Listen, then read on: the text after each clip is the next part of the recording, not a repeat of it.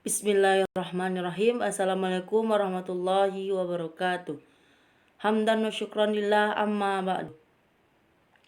Baiklah, perkenalkan nama saya Rizky Fadila dengan NIM 1830 20 30 70 dengan mata kuliah UTS Hukum Asasi Manusia, jurusan Hukum Tata Negara Lokal HTN 6C. Yang terhormat dosen pengampu Bapak Roni Effendi MH, Institut Agama Islam Negeri Batu Sangkar. Baiklah, saya akan menjelaskan tentang instrumen HAM internasional. A. Instrumen DUHAM, Deklarasi Universal Hak Asasi Manusia. DUHAM adalah dokumen internasional paling penting yang mengatur hak asasi manusia.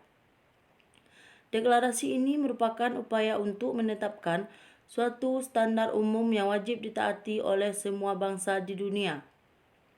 Artinya, hak dan martabat yang terkandung dalam DUHAM harus menjadi standar bagi semua bangsa dan setiap orang harus mencoba untuk mendapatkannya. Deklarasi Universal Hak Asasi Manusia (DUHAM) ini merupakan langkah besar yang diambil oleh masyarakat internasional pada tahun 1948. Norma-norma yang terdapat dalam DUHAM merupakan norma internasional yang disepakati dan diterima oleh negara-negara di dunia melalui Perserikatan Bangsa-Bangsa. DUHAM merupakan kerangka tujuan HAM yang dirancang dalam bentuk umum dan merupakan sumber utama pembentukan dua instrumen HAM, yaitu Konvenan Internasional tentang Hak Sipil dan Politik serta Konvenan Internasional tentang Hak Ekonomi, Sosial dan Budaya. Konvenan Internasional tentang Hak-Hak Ekonomi, Sosial dan Budaya, perjanjian internasional ini terdiri dari 5 bab dan 31 pasal yang membuat jaminan perlindungan hak-hak ekonomi, sosial dan budaya (ECOSOC). Hak-hak yang terdapat dalam DUHAM merupakan realisasi dari hak-hak dasar yang terdapat dalam Piagam PBB. Misalnya yang terkait dengan penegakan hukum, pasal 3, 5, 9, 10, dan 11.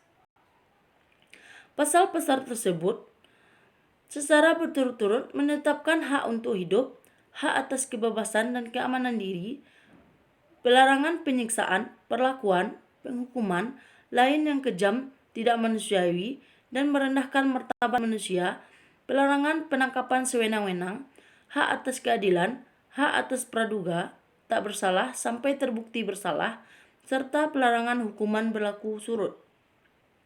Secara keseluruhan, DUHAM merupakan pedoman bagi penegak hukum dalam melakukan pekerjaannya. Berikut pasal-pasal DUHAM menyatakan bahwa pasal 1, semua orang dilahirkan merdeka dan mempunyai martabat dan hak-hak yang sama. Mereka dikaruniai akal dan hati nurani dan hendaknya bergaul satu sama lain dalam persaudaraan.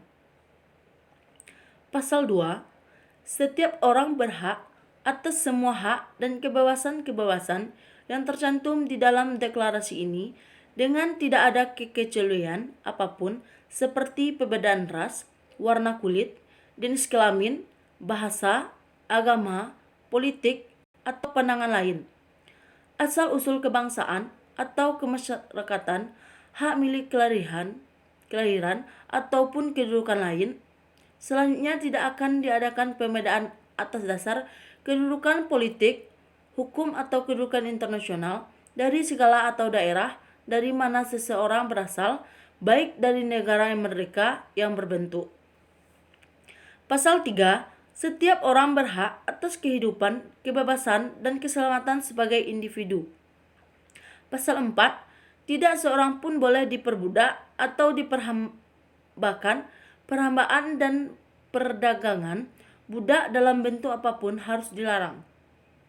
Pasal 5, tidak seorang pun boleh disiksa atau diperlakukan secara kejam, diperlakukan atau dihukum secara tidak manusiawi atau dihina.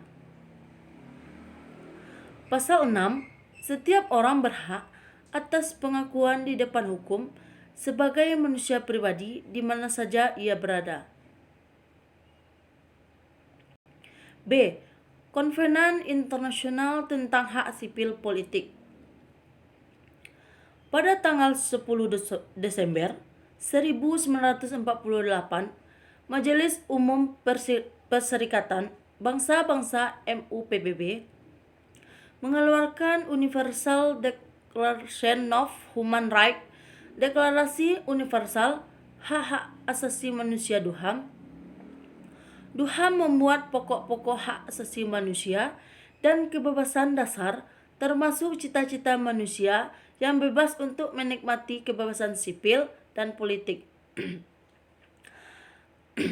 Hal ini dapat dicapai salah satu dengan diciptakannya kondisi di mana setiap orang dapat menikmati hak-hak sipil dan politik yang diatur berdasarkan ketentuan-ketentuan internasional. Setelah melalui perdebatan panjang, dalam sidangnya tahun 1951, Majelis Umum PBB meminta kepada Komisi HAM PBB untuk merancang konvenan tentang hak sipil dan politik, membuat sebanyak mungkin ketentuan pasal yang akan menetapkan bahwa semua rakyat mempunyai hak untuk menentukan nasib sendiri. Negara-negara Indonesia sendiri telah meratifikasi ICCPR pada 28 Oktober 2005 melalui Undang-Undang Republik Indonesia Nomor 12 Tahun 2005 tentang Pengesahan International Covenant on Civil and Political Rights, Konvenan Internasional tentang Hak-Hak Sipil dan Politik, yang disertai dengan deklarasi terhadap pasal 1 tentang pengesahan Konvenan Internasional Hak Sipil dan Politik. Yang pertama, pengertian hak sipil dan politik. Dalam Konvenan Hak Sipil dan Politik tidak memberikan pengertian secara definitif tentang hak sipil dan politik, namun menurut Ifdal Qasim dalam bukunya yang berjudul Hak Sipil dan Politik, cetakan pertama tahun 2021, beliau menyimpulkan bahwa hak-hak sipil dan politik adalah hak yang bersumber dari martabat dan melekat pada setiap manusia yang dijamin dan dihormati keberadaannya oleh negara agar manusia bebas menikmati hak-hak. 3.